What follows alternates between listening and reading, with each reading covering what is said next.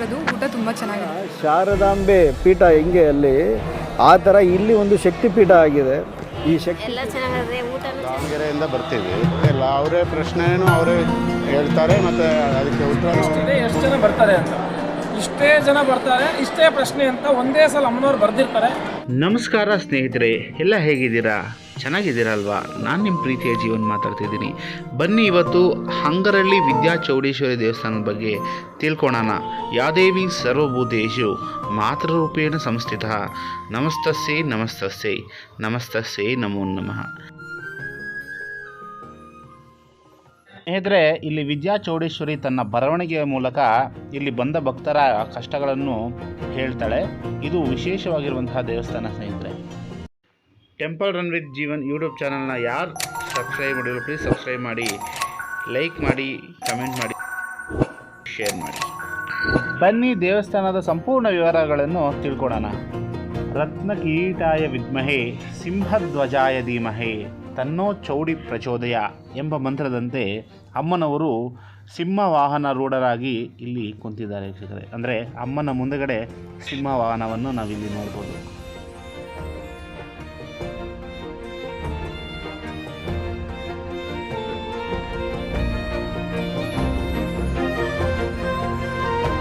ನಾರಾಯಣ್ ನಾರಾಯಣ್ ಅಂತೇಳಿ ಬೆಂಗಳೂರಿಂದ ಶಕ್ತಿಪೀಠ ಇದು.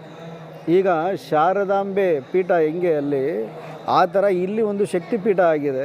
ಈ ಶಕ್ತಿಪೀಠದಲ್ಲಿ ವಿಶೇಷದಲ್ಲಿ ನಡೆಯುತ್ತೆ. ಇಲ್ಲಿ ನಾವು ಹೋದ ವಾರ ಬಂದಿದ್ವಿ. ನಾವು ಬಿಸ್ನೆಸ್ ಮಾಡೋದು. ಹೋದ ವಾರ ನಾವು ಬಂದಾಗ ಇಲ್ಲಿ ತಾಯಿನ ಬೇಡ್ಕೊಂಡು ಈ ವಾರದಲ್ಲಿ ಅದು ನಡೆದಿದೆ. ನಾವು ಏನು ಅಂದ್ಕೊಂಡಿದ್ವಿ ಅದು ನಡೆದಿದೆ. ನಾವು ತುಂಬ ದುಃಖದಲ್ಲಿ ಬಂದಿದ್ದು, ಇವತ್ತು ತುಂಬ ಸಂತೋಷದಲ್ಲಿ ಬಂದಿದ್ದು. ಇದು ದೇವಪಟ್ಟಣ, ಇದು ನಿಜವಾಗೂ ಒಂದು ದೇವಪಟ್ಟಣನೇ. ಯಾಕಂದರೆ ಇಲ್ಲಿ ತಾಯಿ ವಿದ್ಯಾ ಚೌಡೇಶ್ವರಿ ಅವರು ನೆನೆಸಿದ್ದಾರೆ. ಇಲ್ಲಿ ನಾವು ನೆನೆಸ್ಕೊಂಡಂಥ ಕಾರ್ಯಗಳು ಏನೇ ಇದ್ದರೂ ಶ್ರದ್ಧೆ ಭಕ್ತಿಯಿಂದ ತಾಯಿ ಹತ್ರ ಬೇಡ್ಕೊಂಡಾಗ ಎಲ್ಲ ನೆರವೇರುತ್ತೆ. ಇಲ್ಲಿ ನಮ್ಮ ಸನಾತನ ಧರ್ಮ ಏನಿದೆ ಅದಕ್ಕೆ ಒಂದು ನಿರೂಪಣೆಯಲ್ಲಿದೆ. ಗೋದಾನ, ಗೋ ಸಂರಕ್ಷಣೆ ನಮ್ಮ ಒಂದು ಧರ್ಮದ ಸಂಕೇತ ಇದೆಲ್ಲ. ಜೈ ತಾಯಿ ಚೌಡೇಶ್ವರಿ ಮಾತೆ. ಮೂಲ ಚೌಡೇಶ್ವರಿಯ ಕಥೆಯನ್ನು ನಾವು ನೋಡೋದಾದರೆ, ಪ್ರಾಚೀನ ಪುರಾಣಗಳ ಪ್ರಕಾರ ದೇವಲ ಎನ್ನುವ ಋಷಿಯು ದೇವಾಂಗ ಸಮುದಾಯದ ಮುಖ್ಯಸ್ಥರಾಗಿರುತ್ತಾರೆ. ಋಷಿ ದೇವಲನು ಭಗವಾನ್ ಶಿವನ ಗುಣಲಕ್ಷಣವನ್ನು ಹೊಂದಿದ್ದು ಜನರಿಗೆ ಅನುಕೂಲವಾಗುವಂತೆ ಬಟ್ಟೆಗಳನ್ನು ತಯಾರಿಸಲು ಮತ್ತು ನೇಯ್ಗೆ ಮಾಡುವ ವೃತ್ತಿಯನ್ನು ಪರಿಚಯಿಸುವ ಸಲುವಾಗಿ ಭೂಮಿಯಲ್ಲಿ ಜನಿಸಿದ್ದಾರೆ. ಒಮ್ಮೆ ದೇವಲ ಮಹರ್ಷಿಯನ್ನು ಉಗ್ರ ರಾಕ್ಷಸ ಆಕ್ರಮಣ ಮಾಡ್ತಾನೆ. ಆಗ ದೇವಲ ಮಹರ್ಷಿಯು ಜಗನ್ಮಾತೆ ಆದಿಶಕ್ತಿಯನ್ನು ಸ್ಮರಿಸುತ್ತಾರೆ. ಆಗ ಆದಿಶಕ್ತಿಯು ಪ್ರತ್ಯಕ್ಷಳಾಗಿ ಆ ರಾಕ್ಷಸನನ್ನು ಸಂಹಾರ ಮಾಡ್ತಾಳೆ. ಅವಾಗಿಂದ ದೇವಲ ಮಹರ್ಷಿ ಚೌಡೇಶ್ವರಿ ಎಂದು ನಾಮಕರಣ ಮಾಡಿ ಪೂಜಿಸ್ತಾನೆ. ಸ್ನೇಹಿತರೆ, ಈ ಮಠ ಸೃಷ್ಟಿಯಾಗಿದ್ದು ಯಾವ ಥರ ಅಂದರೆ, ಇದು ಮೂಲ ಮಠ ಆಗಿದ್ದು ಶನೇಶ್ವರಂದು. ಬಾಲಮಂಜುನಾಥ ಸ್ವಾಮಿಗಳು ಶನೇಶ್ವರನ್ನು ಪೂಜೆ ಮಾಡ್ತಿದ್ದಾಗ ಅಮ್ಮನವರು ಇಲ್ಲಿಗೆ ಬಂದಿದ್ದೇ ಒಂದು ವಿಶೇಷವಾದ ಕತೆ. ಏನಂದರೆ, 15 ವರ್ಷಗಳ ಹಿಂದೆ ಶಿವಮೊಗ್ಗದಲ್ಲಿ ಮುಸ್ಲಿಂ ವ್ಯಕ್ತಿಗೆ ಅಮ್ಮನವರು ಅವರ ಹೊಲದಲ್ಲಿ ಸಿಗ್ತಾರೆ. ಅವರಿಗೆ ಗಾಬರಿಯಾಗಿದೆ, ಇದೇನು ಈ ಥರ ಒಂದು ವಿಗ್ರಹ ಸಿಕ್ಕಿದೆ ಅಂತ ಅವರು ಅಷ್ಟಮಂಗಳ ಪ್ರಶ್ನೆ ಹಾಕಿಸಿದಾಗ ಅಲ್ಲಿ ಗೊತ್ತಾಗುತ್ತೆ ಇದು ದೇವಪಟ್ಟಣ ಎಂಬ ಒಂದು ಊರಿಗೆ ಸೇರಬೇಕಾಗಿರೋ ದೇವತೆ ಅಂತ. ಹಾಗಾಗಿ ಅವರು ಇಲ್ಲಿ ಹುಡ್ಕೊಂಡು ಬರ್ತಾರೆ. ಇಲ್ಲಿ ಹುಡ್ಕೊಂಡು ಬಂದಾಗ ಗೂಗಲಲ್ಲಿ ಸಿಗಲ್ಲ. ಗೂಗಲಲ್ಲಿ KG ದೇವಪಟ್ಟಣ ಅಂತ ತೋರಿಸ್ತಿರುತ್ತೆ. ಆಗ ಮುಸ್ಲಿಂ ವ್ಯಕ್ತಿ ತಿರ್ಗ ಇನ್ನೊಂದು ಸತಿ ಪ್ರಶ್ನೆ ಮೊರೆ ಹೋದಾಗ ಅಲ್ಲಿ ಅಮ್ಮನವರು ಹೌದು ಅದೇ ಸ್ಥಳದಲ್ಲಿ ನಾನು ಹೋಗ್ತೀನಿ ಅಂತ ಹೇಳ್ತಾರೆ. ಆಗ ಆ ಮುಸ್ಲಿಂ ವ್ಯಕ್ತಿ ಇಲ್ಲಿ ಬಂದು ವಿಚಾರಿಸಿದಾಗ ಗ್ರಾಮಸ್ಥರು ಯಾರು ತಗೊಳಲ್ಲ ಅಂತಾರೆ. ಅಲ್ಲಿ ಒಂದು ಶನೇಶ್ವರ ಮಠ ಇರುತ್ತೆ. ಆ ಶನೇಶ್ವರ ಮಠದಲ್ಲಿ ಒಬ್ಬ ಹುಡುಗ ಇರ್ತಾರೆ. ಅವರ ಹೆಸರೇ ಬಾಲಮಂಜುನಾಥ ಸ್ವಾಮಿಗಳು ಅಂತ. ಅವ್ರ ಹತ್ರ ಹೋಗಿ ಇವರು ಕೇಳ್ತಾರೆ. ಅವರು ಇಲ್ಲ ಈಗಿರೋ ದೇವ್ರಿಗೆ ಪೂಜೆ ಮಾಡೋಕ್ಕಾಗ್ತಿಲ್ಲ, ನೆಕ್ಸ್ಟು ಬೇರೆ ಯಾವುದಾರ ದೇವಸ್ಥಾನ ಕೊಡಿ ಅಂತ ಹೇಳ್ತಾರೆ. ಇಲ್ಲ ಇವ್ರು ಇಲ್ಲೇ ಸೇರಬೇಕು ಅಂತ ಹೇಳಿದಾಗ ಅವರು ಒಂದು ಕಂಡೀಷನ್ ಹಾಕ್ತಾರೆ. ಅಮ್ಮನವ್ರನ್ನ ಒಂದು ತೆಪ್ಪದಲ್ಲಿ ಒಂದು ಮೂಲೆಯಲ್ಲಿ ಬಿಡೋಣ, ಆ ದೇವಿ ಏನೋ ನಮ್ಮ ಕಡೆ ಬಂತಂದರೆ ನಾನು ತೊಗೊತೀನಿ ಅಂತ. ಸೊ ಹಂಗಾಗಿ ಬಿಟ್ಟಾಗ ಅಮ್ಮನವರು ಬಾಲಮಂಜುನಾಥ ಸ್ವಾಮಿ ಕಡೆ ಬಂದಾಗ ಅವರು ತೆಗೆದು ಅದನ್ನು ಪೂಜೆ ಮಾಡ್ತಿರ್ತಾರೆ. ಇದಾದ ನಂತರ ದೇವಿಯ ಶಕ್ತಿ ಎಲ್ಲೆಡೆ ಹರಡುತ್ತೆ. ಅಮ್ಮನವರು ಬರವಣಿಗೆ ಬರಿತಾ ಇರ್ತಾರೆ. ಆ ಬರವಣಿಗೆ ಬರೆಯೋದನ್ನ ನೋಡಿ ವಿದ್ಯಾ ಚೌಡೇಶ್ವರಿ ಅಂತ ಅಮ್ಮನವ್ರಿಗೆ ನಾಮಕರಣ ಮಾಡ್ತಾರೆ. ಅದಾದ ನಂತರ ಎಲ್ಲ ಕಡೆ ಅಮ್ಮನವರ ಶಕ್ತಿ ಹರಡಿ ಎಲ್ಲ ಭಕ್ತಾದಿಗಳು ಬರೋ ರೀತಿ ಆಗುತ್ತೆ. ಇಲ್ಲಿ ಭೇಟಿ ನೀಡಿದಿರೋ ರಾಜಕಾರಣಿಗಳಿಲ್ಲ, ಚಿತ್ರನಟರಿಲ್ಲ, ಹಾಗೂ ವಿಶೇಷವಾಗಿ ಮೈಸೂರಿನ ಮಹಾರಾಜರು ಕೂಡ ಅಮ್ಮನವ್ರ ಹತ್ರ ಮೊರೆ ಹೋದಾಗ ಅಮ್ಮನವರು ಗಂಡು ಮಕ್ಕಳನ್ನು ಪ್ರಸಾದ ಕೊಡ್ತಾರೆ. ಅದರಿಂದ ಮಹಾರಾಜರು ಗಂಡ ಬೇರುಂಡ ಲಾಂಛನ ಇರುವಂತಹ ಒಡವೆಗಳನ್ನ ಅಮ್ಮನವರಿಗೆ ಕೊಡ್ತಾರೆ ಸ್ನೇಹಿತರೆ. ತಮಿಳುನಾಡಿನ ಶ್ರೀಪುರಂ ಅಂದರೆ ಗೋಲ್ಡನ್ ಟೆಂಪಲ್ನಲ್ಲಿರುವಂತಹ ನಾರಾಯಣಿ ಅಮ್ಮನವರ ದೇವಸ್ಥಾನ ಕೂಡ ಈ ಅಮ್ಮನವ್ರನ್ನ ಕರೆಸ್ಕೊತಾ ಇರ್ತಾರೆ. ಸ್ನೇಹಿತರೆ, ಇಲ್ಲಿ ಅಮಾವಾಸ್ಯೆ, ಪೌರ್ಣಮಿ ಮತ್ತು ವಿಶೇಷ ದಿನಗಳಲ್ಲಿ ಅಮ್ಮನವರಿಗೆ ಉತ್ಸವ ಇರುತ್ತೆ. ಇಲ್ಲಿ ಅಮ್ಮನವರ ಅಂತರಾಳ ಭಕ್ತರು ಈ ವಿಶೇಷ ಪೂಜೆಗಳಲ್ಲಿ ಪಾಲ್ಗೊಳ್ತಾರೆ ಮತ್ತು ಯಾವುದೇ ಭಕ್ತಾದಿಗಳು ಇಲ್ಲಿ ಪಾಲ್ಗೊಂಡ್ರೆ ಈ ಪೂಜೆಗೆ ವಿಶೇಷವಾಗಿರುವಂಥ ಅನುಗ್ರಹ ನಿಮ್ಗಾಗುತ್ತೆ ವೀಕ್ಷಕರೇ.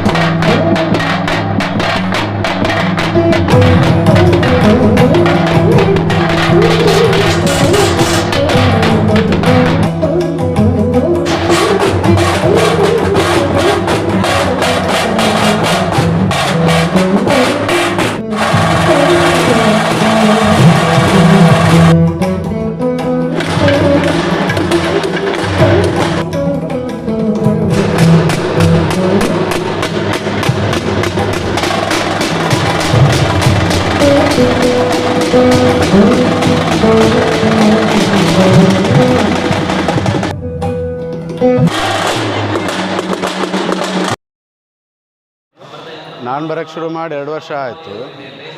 ನಾವು ದಾವಣಗೆರೆಯಿಂದ ಬರ್ತೀವಿ. ಇಲ್ಲಿ ಬಂದಾಗಿಂದ ಎಲ್ಲ ಚೆನ್ನಾಗಿ ಆಗ್ತಿದೆ. ಮತ್ತು ಇಲ್ಲಿ ನಮಗೆ ತೊಂದರೆ ಇರೋದ್ರಿಂದ ಬಂದಿದ್ವಿ. ನಾವು ಯೂಟ್ಯೂಬ್ ನೋಡೇ ಬಂದಿದ್ದು, ಯೂಟ್ಯೂಬು ಇನ್ಸ್ಟಾದಲ್ಲಿ ನೋಡಿ ಬಂದ್ವಿ. ಬಟ್ ಇಲ್ಲೇನು ಬರೋಕ್ಕೆ ಶುರು ಮಾಡಿದ್ವಿ, ಎಲ್ಲ ಒಳ್ಳೆಯದೇ ಆಗ್ತಿದೆ. ಮತ್ತು ಇಲ್ಲಿ ಯಾವುದೇ ರೀತಿ ಹೋಮ ಮಾಡಿ ಇವೆಲ್ಲ ಯಾವುದೇ ರೀತಿ ಮಾಡಿಸಲ್ಲ. ಇಲ್ಲಿ ಬಂದಮೇಲೆ ಹರಕೆ ಕಾಣಿಕೆ ಅಂತ 5 ರೂಪಾಯಿ 9 ರೂಪಾಯಿ ಕಟ್ಟಿಸ್ತಾರೆ. ಅದು ಎಲ್ಲ ಅಮಾವಾಸ್ಯೆ ಹುಣ್ಣಿಮೆ ದಿವಸ ಬಂದು ಇಲ್ಲಿ 5 ರೂಪಾಯಿ 9 ರೂಪಾಯಿ ಹರಕೆ ತೀರಿಸ್ಬೇಕಾಗತ್ತೆ. ಮತ್ತು ಇಲ್ಲಿ ಏನಿದ್ರೂ ಅವ ಹೇಳಿಕೆ ಆಗತ್ತೆ. ಹೇಳಿಕೆ ಏನಿದೆ ಅಲ್ಲ, ಅವರೇ ಪ್ರಶ್ನೆನೂ ಅವರೇ ಹೇಳ್ತಾರೆ ಮತ್ತು ಅದಕ್ಕೆ ಉತ್ತರನೂ ಅವರೇ ಕೊಡ್ತಾರೆ. ಆ ಉತ್ತರ ಪ್ರಕಾರ ಅವ್ರು ಏನು ಹೇಳ್ತಾರೆ ಅದ್ರ ಪ್ರಕಾರ ಫಾಲೋ ಮಾಡಿದರೆ ಎಲ್ಲ ಒಳ್ಳೆಯದಾಗುತ್ತೆ. ನಿಮ್ಮ ಲೈಫಲ್ಲಿ ನಡೆದಿರೋ ಮಿರಾಕಲ್ ಏನಿದೆ? ಇಲ್ಲ, ನನಗೆ ಆಗಿದೆ. ಕೆಲವೊಂದು ಪರ್ಸನಲ್ ವಿಚಾರದಲ್ಲಿ ಆಗಿದೆ, ಫೈನಾನ್ಷಿಯಲ್ಲು ಆಗಿದೆ, ಚೆನ್ನಾಗಾಗಿದೆ.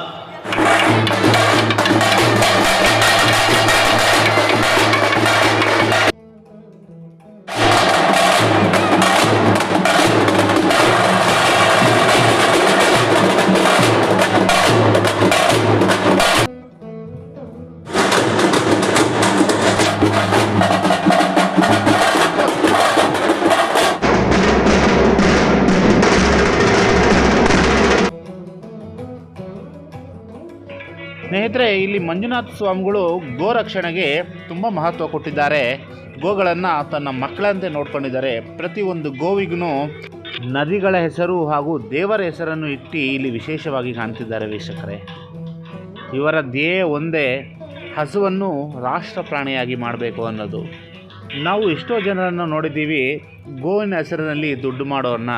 ಆದರೆ ಇಲ್ಲಿ ಗೋವಿನ ಸಾಕಾಣಿಕೆ ಅಥವಾ ಗೋವಿನ ಸೇವೆಗೆ ತಕ್ಕಂಥ ಹೆಸರು ಈ ವಿದ್ಯಾಚೌಡೇಶ್ವರಿ ಮಹಾಸಂಸ್ಥಾನದಲ್ಲಿ ನಡೀತಿದೆ ವೀಕ್ಷಕರೇ. ಈ ಕೆಲಸ ನಿರಂತರವಾಗಿ ನಡೀಲಿ ಅಂತ ನಮ್ಮ ಚಾನಲ್ ಕಡೆಯಿಂದನೂ ಶುಭ ಹಾರೈಸೋಣ ವೀಕ್ಷಕರೇ.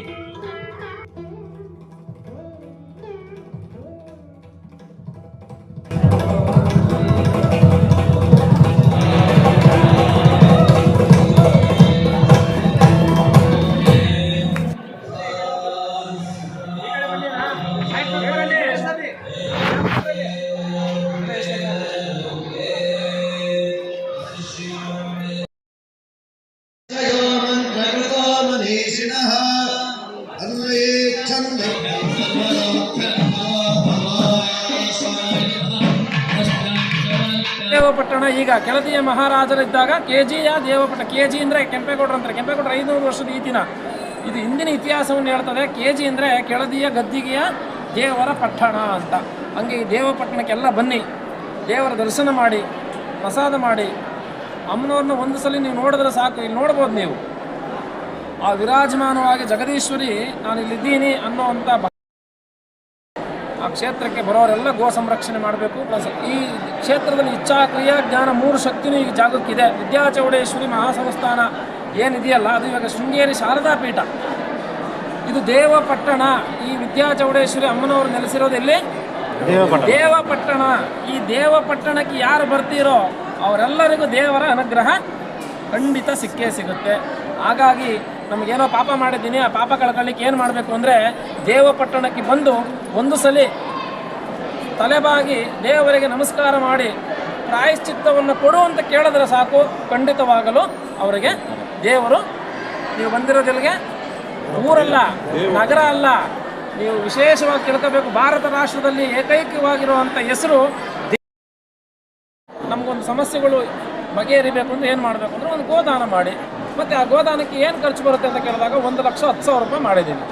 ಎಷ್ಟು? ಒಂದು ಗೋದಾನಕ್ಕೆ. ಆ ಒಂದು ಗೋದಾನಕ್ಕೆ 1,10,000 ಮಾಡಿರೋದು ಏನಂದರೆ ಖಾತೆಗೆ ಕಟ್ಟಬೇಕು. ಅಂದರೆ ಒಂದು ಟ್ರಸ್ಟ್ ಅಕೌಂಟ್ ಇದೆ. ಅಕೌಂಟಿಗೆ ನೀವು ನೇರವಾಗಿ ಅದಕ್ಕೆ ಸಂದಾಯ ಮಾಡಬೇಕು. ಅದರಲ್ಲಿ ಏನು ಮಾಡ್ತೀವಿ, ಒಂದು ಕಡೆ ಕೂಡಿಡ್ತಾ ಇದ್ದೀವಿ. ಅದರಲ್ಲಿ ವರ್ಷಕ್ಕೆ 410 ದಿನಕ್ಕೆ ಒಂದು ಡೆಪಾಸಿಟ್ ಮಾಡ್ತೀವಿ. ಇಂಟ್ರೆಸ್ಟ್ ಬರುತ್ತೆ, ಅಂದರೆ ಬಡ್ಡಿ ಬರುತ್ತೆ. ಆ ದುಡ್ಡಿಂದ ಗೋವುಗಳು ರಕ್ಷಣೆ ಆಗುತ್ತೆ. ಇವ್ರು ಕೊಟ್ಟಂಥ ಹಣ ಒಂದೇ ಕಡೆ ಅದು ಬಜೆಟ್ ಆಗಿ ಉಳ್ಕೊಂಡಿರುತ್ತೆ. ಅದು ನಾವು ಶಾಸ್ತ್ರ ಹೇಳೋಕ್ಕೆ 2,000 ತಗೋತೀವಿ ಈ ಕ್ಷೇತ್ರದಲ್ಲಿ. ಅದನ್ನು ನೀವು ಕೇಳಿ ಭಕ್ತರ ಹತ್ರ, ದುಡ್ಡಿರೋರು ಕೊಟ್ಟು ಕೇಳಿ. ದುಡ್ಡಿಲ್ಲ ಅಂದರೆ ವಿಜ್ಞಾಪನಾ ಪತ್ರ ಬರೆದ್ಬಿಟ್ಟು ಕೇಳಿ, ಉಚಿತವಾಗಿ ಕೇಳಿ, ಹೇಳ್ತೀವಿ. ಆಮೇಲೆ 2,000 ಇದೆ ಶಾಸ್ತ್ರ ಕೇಳಲಿಕ್ಕೆ, ಅದೇನು ಮುಲಾಜೆ ಇಲ್ಲ. ನಾವು ನೇರವಾಗಿ ಹೇಳ್ತೀವಿ. ನಾವು ತಗೊಳ್ಳೋದನ್ನು ನಾವು ತಗೊಂಡಿದ್ದೀವಿ. ಅದು ನೀವು ಯಾವತ್ತು ದಿನ ಬೇಕಾದರೂ ಬಂದು ನಮ್ಮದು ಒಂದು ಕಂಪ್ಯೂಟ್ರಲ್ಲಿ ಫೀಡ್ ಮಾಡಿರ್ತೀವಿ, ಒಂದು ಲೆಡ್ಜರಲ್ಲಿ ಬರ್ದಿರ್ತೀವಿ, ಒಂದು ನಮ್ಮದು ಬಾಂಡ್ ಪೇಪರಲ್ಲಿ ಬರೀತೀವಿ. ಇವತ್ತು ಇಷ್ಟು ಪ್ರಶ್ನೆ, ಇಷ್ಟು ದುಡ್ಡು, ಇಷ್ಟು ಖರ್ಚು, ಇಷ್ಟು ಖಾತೆ. ಒಂದು ವರ್ಷದ್ದು ನಮ್ಮದು ಇವಾಗ 9 ಕೋಟಿ ರೂಪಾಯಿ ಆಡಿಟ್ ಆಗಿದೆ. ಅದು ಕಾನೂನಾತ್ಮಕವಾಗಿ ಆಡಿಟ್ ಆಗ್ತದೆ. ಆಮೇಲೆ ನಮ್ಮ ಖಾತೆಗೆ ನಮ್ಮ ಒಂದು ವಿದ್ಯಾಪೀಠ ಟ್ರಸ್ಟ್ಗೆ ಏನು ಅಮೌಂಟ್ ಹಾಕಿದಾರಲ್ಲ ಭಕ್ತರು, ಇವತ್ತಿನವರೆಗೂ 1 ರೂಪಾಯಿನ ನಾವು ಅದರಿಂದ ತಗೊಂಡಿಲ್ಲ. ಎಷ್ಟಿರ್ಬೋದಪ್ಪ ಅಂದರೆ ಆಶ್ಚರ್ಯ ಆಯ್ತದೆ. ಏನಪ್ಪ ಇಷ್ಟೊಂದು ಇದೆಯಾ ಗೋಶಾಲೆಗೆ ಅಂತ. ಅದೊಂದು 7 ಕೋಟಿ ಇದೆ ಇವಾಗ ಭಕ್ತರು ಕೊಟ್ಟಿರೋದು. ಗೋ ಟ್ರಸ್ಟ್ಗೆ ಅಷ್ಟಿದೆ. ವಿಶೇಷವಾಗಿ ಹೂವಿನ ಅಲಂಕಾರ ಆಗಿರ್ತದೆ. ಹೂವಿನ ಅಲಂಕಾರಕ್ಕೆ ಒಂದು ತಿಂಗಳಲ್ಲೇ 7-8 ಲಕ್ಷ ಕೊಡ್ತಾರೆ ಭಕ್ತರು. ಅವರೇ ಅಮೌಂಟ್. ಇವಾಗ ಹೂ ದುಡ್ಡು ಕೊಡಬೇಕಾದ್ರೆ ಹೂದೊಂದು ಅಕೌಂಟ್ ಇದೆ, ಅವ್ರಿಗೆ ಹೇಳ್ತೀವಿ ಅಕೌಂಟ್ಗೆ ಹಾಕಿಂತ ಅವ್ರ ಅಕೌಂಟ್ಗೆ ಹಾಕಿದ್ರೆ ಹೂವು ಬರುತ್ತೆ. ಇವಾಗ ಇಲ್ಲ ದಾಸೋಹಕ್ಕೆ ಇಲ್ಲಿವರೆಗೆ ಯಾರಾದ್ರೂ ನೀವು ದಾಸೋಹ ಕೊಡಿ, ಗೋದಾನ ಮಾಡಿ, ಅವರೇ ಅದನ್ನು ಕಳಿಸ್ತಾರೆ, ದಾಸೋಹ ಆಗುತ್ತೆ. ಇವತ್ತು ನಾವು 35,000 ರೂಪಾಯಿ ರೇಷನ್ ತರಿಸ್ತೀವಿ ಅಷ್ಟೇ. ಇಷ್ಟಕ್ಕೆಲ್ಲ ಈ ಮಿಕ್ಕಿದ ಹೆಂಗಪ್ಪ ಬಂದರೆ ಭಕ್ತರು ತಂದು ಹಾಕ್ತಾರೆ. ಒಬ್ಬನೇ 100 ಕ್ವಿಂಟಲ್ ತುಪ್ಪ ತಂದು ಕೊಡ್ತಾನೆ. ಆ ಲೆವೆಲಲ್ಲಿ ಇರುವಂಥ ಭಕ್ತರು ವಿದ್ಯಾಚೌಡೇಶ್ವರಿ ಅಂತರಾಳ ಭಕ್ತರಲ್ಲಿ ಇಲ್ಲಿ ಯಾರೂ ಸುಧಾ ಬರೋವಂಥ ಭಕ್ತರು, ಏನೋ ಸುಮ್ಮನೆ ಹೋಗೋಣ ಒಂದು ಸೆಲ್ಫಿ ತಕ್ಕ ಬರೋಣ ಅನ್ನೋ ಭಕ್ತರು ಒಬ್ಬರು ಈ ಕ್ಷೇತ್ರದಲ್ಲಿ ಇಲ್ಲ. ಇದು ನನ್ನಮ್ಮ, ಇದು ನನ್ನ ಮಠ ಅಂತ ಬರೋವಂಥ ಆಸ್ತಿಕರು ವಿದ್ಯಾಚೌಡೇಶ್ವರಿ ಮಠಕ್ಕೆ ಸಾವಿರಾರು ಸಂಖ್ಯೆಯಲ್ಲಿ ಇದ್ದಾರೆ. ಈ ಒಂದು ಕಳಸ ಬರವಣಿಗೆ ವಿಚಾರದಲ್ಲಿ ತಗೊಂಡಾಗ ಒಂದು 2-3 ಕ್ಷೇತ್ರಗಳು ಇತಿಹಾಸದಿಂದ ಬಂದಿರೋದು. ಬಂದಿದೆ, ಇಂದಿನಿಂದ ಪಾರಂಪರ್ಯದಲ್ಲಿ ಬಂದಿರೋದು. ಆದರೆ ಇತ್ತೀಚಿನ ದಿನದಲ್ಲಿ ನೀವು ನೋಡ್ತಾ ಇದ್ದೀರಿ, ಈ ದೇವರು ಬರೀತಾ ಇದೆ, ಈ ದೇವರು ಬರೀತಾ ಇದೆ, ಈ ದೇವರು ಬರೀತಾ ಇದೆ ಅಂತ ಎಲ್ಲವೂ ಸುತ್ತ ಬರವಣಿಗೆ ಅಂತ ಇವಾಗಲೇ ಪ್ರಾರಂಭ ಆಗಿದೆ. ಕನಿಷ್ಠ ಪಕ್ಷ ನಾನು ನೋಡಿರೋ ಮಟ್ಟಕ್ಕೆ ಇವತ್ತು 150 ಇರ್ಬೋದು. ಎಷ್ಟಿರ್ಬೋದು? 150 ಮೇಲಿವೆ. ನಾನು ಹೇಳೋದು ಬರವಣಿಗೆ ಲಿಪಿ, ಬರವಣಿಗೆ ವಿಚಾರಗಳನ್ನು ನೀವು ಬರೆಸ್ತಾ ಇದ್ದೀರಿ, ಬರೆಸಿ ತೊಂದರೆ ಇಲ್ಲ, ಅದೇನೋ ಒಂದು ಭಕ್ತಿ ದಾರಿ, ಒಂದು ಮಾರ್ಗ. ಆದರೆ ಅದನ್ನು ಬಿಗ್ನೆಸ್ ಮಾಡ್ಕೋಬೇಡಿ. ನಾವೀಗ ಏನು ಮಾಡಿದ್ದೀವಿ, ಬರವಣಿಗೆ ದೇವರು ಬರೀತಾ ಇಲ್ಲ, ಸ್ವಾಮಿಗಳು ಹೇಳಿದ್ರು ಅಂತ ಹೇಳ್ತಾರೆ. ಸ್ವಾಮಿಗಳು ಹೇಳಿದ್ದು ಸರಿ ಇತ್ತಾ ಸರಿ ಇಲ್ವಾ ಅಂತ ನೀವು ಪ್ರಶ್ನೆ ಮಾಡಬೇಕು ಅವ್ರನ್ನ. ಅರ್ಥ ಆಗುತ್ತಲ್ಲ ನಾನು ಹೇಳೋದು? ಇಲ್ಲೇನಾಗುತ್ತೆ, ಒಬ್ಬೊಬ್ಬರಿಗೆ ಹಿಡ್ಕೊಂಡು ನಾವು ಬರ್ಸ್ಲಿಕ್ಕೆ ಆಗಲ್ಲ. ಅದಕ್ಕೆ ಏನು ಮಾಡ್ತೀವಿ, ಅಮ್ಮನವರೆಲ್ಲ ಒಂದು ಅಪ್ಪಣೆ ಇಡ್ತೀವಿ, ಇವತ್ತಿನ ಪ್ರಶ್ನೆ ಎಷ್ಟಿದೆ, ಎಷ್ಟು ಜನ ಬರ್ತಾರೆ ಅಂತ. ಇಷ್ಟೇ ಜನ ಬರ್ತಾರೆ, ಇಷ್ಟೇ ಪ್ರಶ್ನೆ ಅಂತ ಒಂದೇ ಸಲ ಅಮ್ಮನವ್ರು ಬರೆದಿರ್ತಾರೆ. ಆ ಜನರನ್ನ ನಿಲ್ಲಿಸ್ತೀನಿ, ಅದನ್ನು ಓದ್ತಾ ಇರ್ತೀನಿ. ಅದು ಇಲ್ಲಿವರೆಗೆ ಇವಾಗ ನೋಡಿ ಇಷ್ಟು ಸಾವಿರಾರು ಜನ ಬಂದಿದ್ದಾರಲ್ಲ, ಒಬ್ಬರು ಸ್ವಾಮಿಗಳಿಂದ ನಮಗೆ 10 ರೂಪಾಯಿ ಅನ್ಯಾಯ ಆಗಿದೆ ಅಂತ ಹೇಳುವಂಥ ಭಕ್ತರು ಈ ಮಠದಲ್ಲಿ. ಒಂದೇ ಸಂಕಲ್ಪ, ಗೋವನ್ನು ಸಂರಕ್ಷಣೆ ಮಾಡಬೇಕು, ಇದೇ ನಮ್ಮ ಪ್ರಾರ್ಥನೆ. ಹಂಗಾಗಿ ನಮ್ಮ ಗುರುಗಳಾದಂಥ ಜಗದ್ಗುರು ಶಂಕರಾಚಾರ್ಯ ಮಹಾಸಂಸ್ಥಾನದ ಮಹಾಸ್ವಾಮಿಗಳಾದಂಥ ಮಹಾಸನ್ನಿಧಾನಗಳವರಾದಂಥ ಭಾರತೀ ತೀರ್ಥ ಮಹಾಸ್ವಾಮಿಗಳ ಉತ್ಕರ ಕಮಲ ಸಂಜಾತರು, ಜಗದ್ಗುರುಗಳು ವಿಧುಶೇಖರ ಭಾರತಿ ಮಹಾಸ್ವಾಮಿಗಳವರ ಪೂರ್ಣ ಅನುಗ್ರಹ ಈ ಒಂದು ಗೋ ಅಭಿಯಾನಕ್ಕೆ ಇದೆ, ಇರಲಿ ಅಂತ ನಾವು ಹೇಳಿ ಗುರುಗಳನ್ನು ನಾವು ಈ ಒಂದು ಪವಿತ್ರವಾದ ಈ ಮಾತಲ್ಲಿ ನಾವು ಸ್ಮರಣೆ ಮಾಡಿ ಈ ಮಾತನ್ನು ನಾನು ಉಪಸಂಹಾರ ಮಾಡ್ತಾ ಇದ್ದೇನೆ. ಹರ ನಮಃ ಪಾರ್ವತೀ ಪದೇ ಹರ ಮಹಾದೇವ. ಸ್ನೇಹಿತರೆ, ಹಾಗೆ ಇಲ್ಲಿ 24/7 ಇಲ್ಲಿ ಊಟ ಇರುತ್ತೆ. ಯಾವಾಗೇ ಹೋದ್ರೂ ಮಟ್ಟಕ್ಕೆ ನಿಮಗೆ ಊಟ ಸಿಗುತ್ತೆ. ನಮ್ಮ ಚಾನಲ್ ಯಾರು ನೋಡಿಲ್ವೋ ಪ್ಲೀಸ್ ನೋಡಿ, ಸಬ್ಸ್ಕ್ರೈಬ್ ಮಾಡಿ, ಶೇರ್ ಮಾಡಿ. ನಾನು ಫಸ್ಟ್ ಟೈಮ್ ವಿಸಿಟ್ ಮಾಡಿರೋದು. ಊಟ ತುಂಬ ಚೆನ್ನಾಗಿದೆ. ಎಲ್ಲ ಚೆನ್ನಾಗಿದೆ, ಊಟನೂ ಚೆನ್ನಾಗಿರ್ತದೆ, ದೇವಸ್ಥಾನದ ಎಲ್ಲ ಚೆನ್ನಾಗಿದೆ. ಸಾಂಬಾರೆಲ್ಲ ಚೆನ್ನಾಗಿದೆ, ತಿಂಡಿ ಪರವಾಗಿಲ್ಲ ಚೆನ್ನಾಗಿದೆ. ಇಷ್ಟು ಜನರಿಗೆ ಮಾಡಾಕ್ತಾರಲ್ಲ ಅದೇ ಒಂದು ದೊಡ್ಡ ಇದಲ್ವಾ. ಹಾಂ, ಚೆನ್ನಾಗಿದೆಯಪ್ಪ ಊಟ. ಸಂಜೆ 5 ಗಂಟೆ ತನಕನೂ ಬಡಿಸ್ತಾರೆ ಮಧ್ಯಾಹ್ನದ್ದು. ರಾತ್ರಿ ಊಟ ರಾತ್ರಿ 12 ಗಂಟೆ ತನಕನೂ ಇರುತ್ತೆ. ಯಾತಕ್ಕೂ ದುಡ್ಡು ಇಸ್ಕೊಳ್ಳಲ್ಲ. ತುಂಬ ಚೆನ್ನಾಗಿದೆಯಪ್ಪ.